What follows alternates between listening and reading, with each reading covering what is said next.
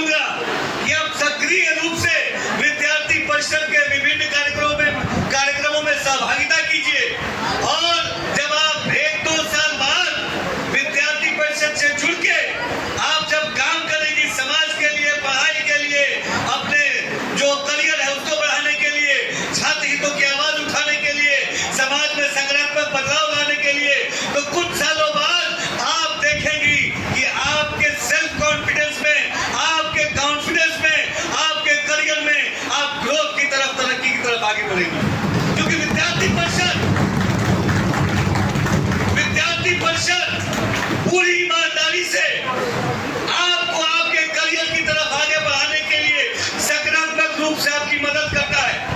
अगर आपकी रुचि राजनीति में है तो आप उसमें आगे करियर बना सकते हैं। विद्यार्थी परिषद आपके रुचि के अनुसार आपको ट्रेन करेगा। अगर आपकी रुचि विज्ञान में है आप उसमें आगे जा सकती हैं। आपकी रुचि शिक्षा में है आप उस क्षेत्र में आगे जा सकते हैं। आपकी रुचि खेल में है आप उस क्षेत्र में आगे जा सकते हैं। विद्यार्थी परिषद से जुड़ के आप अपने करियर में, अपने जीवन में जिस दिशा में आगे बढ़ना चाहे तेजी से आगे बढ़ सकती है।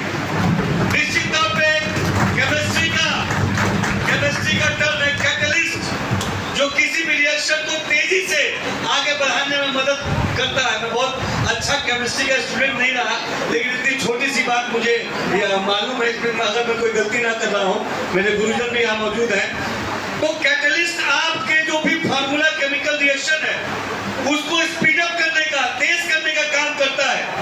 तो ऐसे ही विद्यार्थी परिषद भी आपके जीवन का कैटलिस्ट है, जो आपके ग्रोथ में एक तेजी से आपको आगे बढ़ाने के लिए काम करता है।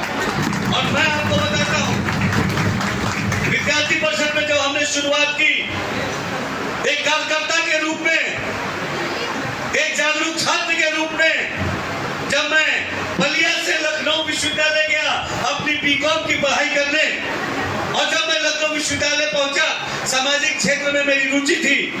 मैंने कई सारे छात्र संगठनों को वहां देखा, छात्रों के बीच में काम करते हुए, लेकिन एक छात्र संगठन ऐसा था जिनके सदस्यों को जब मैंने देखा, उनकी बातें सुनी, तो मेरा इंटरेस्ट अपने आप उस छात्र संगठन की तरफ झुका। और मैंने देखा कि वो छात्र संगठन जो था वो छात्रों के बीच में जाता था, और जो गरीब, जो दूर क्षेत्र से छात्र आए हैं, जो छात्र परेशानी में है, जो छात्र किसी मजबूरी में है, जिस छात्र की कोई समस्या है, तो वो संगठन के लोग ईमानदारी से छात्र के उस समस्या को, चाहे वो स्कॉलरशिप की हो, चाहे हॉस्टल की हो, चाहे एडमिशन की हो, चाहे किसी भी तरीके की कोई अन्य समस्या हो, उस समस्या को दूर करने के लिए एक छात्र संगठन पूरी मेहनत ईमानदारी से काम कर रहा है। और जब मैंने उसी छात्र संगठन के एक भाई से पूछा कि भाई आप किस छात्र संगठन से ताल्लुक रखते हो, तो उसने गर्व से कहा कि हम अखिल भारतीय विद्यार्थी परिषद छात्र संगठन के। तो मैंने देखा ये भी छात्र हमारे बीच के हैं, और जो गरीब गांव से आता है ऐसा छात्र जिसकी कोई परेशानी है, उसकी परेशानी को अपनी परेशानी समझते हुए उस पीड़ा के साथ उसकी परेशानी दूर करने का काम कोई छात्र संगठन कर रहा है, तो ये वाकई में बहुत महान काम कर रहा है। और तभी से मैंने ठान लिया कि मैं भी विद्यार्थी परिषद से जुड़ के अपने छात्रों की आवाज और बुलंद करने का काम करूंगा। और मैंने बहुत साल विद्यार्थी परिषद में काम किया।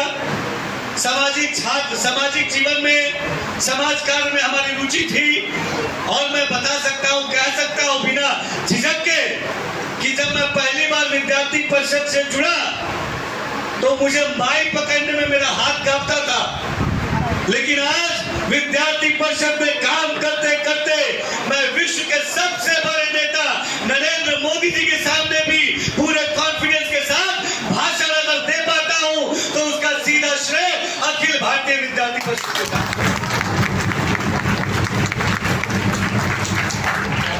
मुझे उत्तर प्रदेश का सबसे युवा मंत्री कहा जाता है, और जब मैं पहली बार 2022 में विधानसभा में गया, सीधे मंत्री की जिम्मेदारी मुझे मिली थी।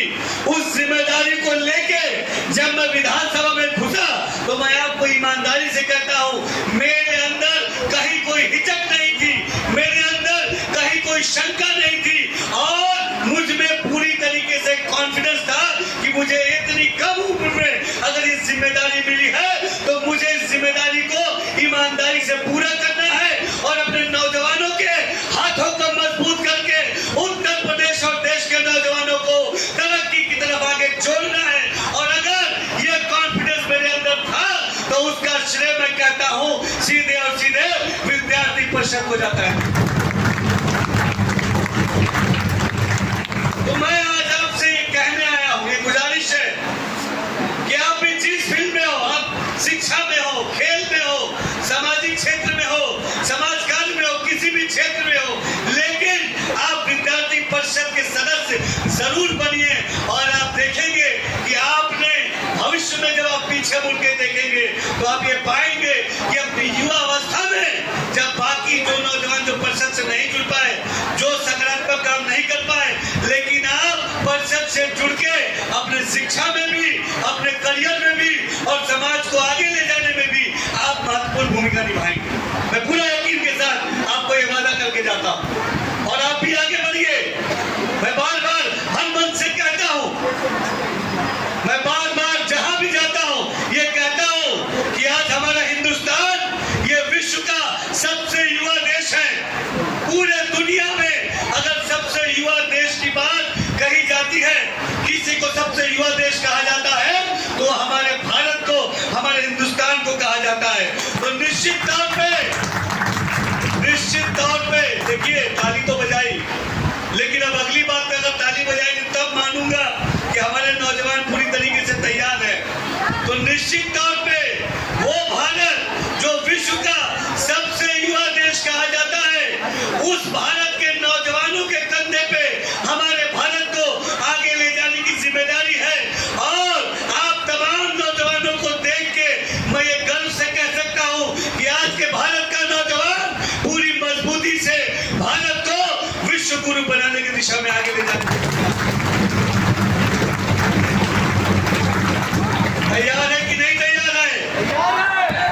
इतने कमजोरी से तैयारियां नौजवान है। जिस ओर जवानी चलती है उस ओर जवाना चलता है। अरे यार, हम लोग तो नौजवान हैं। नौजवान वो धारा होती है, वो तेज धारा होती है कि जो पत्थरों से गुजर जाए तो पत्थरों को काट देती है। ऐसे नौजवान इस हॉल में बैठे हैं। एक बार दोनों हाथ उठा के भारत माता की जयकार लगा के नौजवानों, आजमगढ़ को नहीं पूरे भारत को बताने का काम करो कि आज का नौजवान अपनी जिम्मेदारी को समझता है और भारत को विश्व गुरु बनाने के लिए पूरी तरीके से तैयार है। तो दोनों हाथ उठाइए, सब कोई, और एक साथ बोलिए, भारत माता की।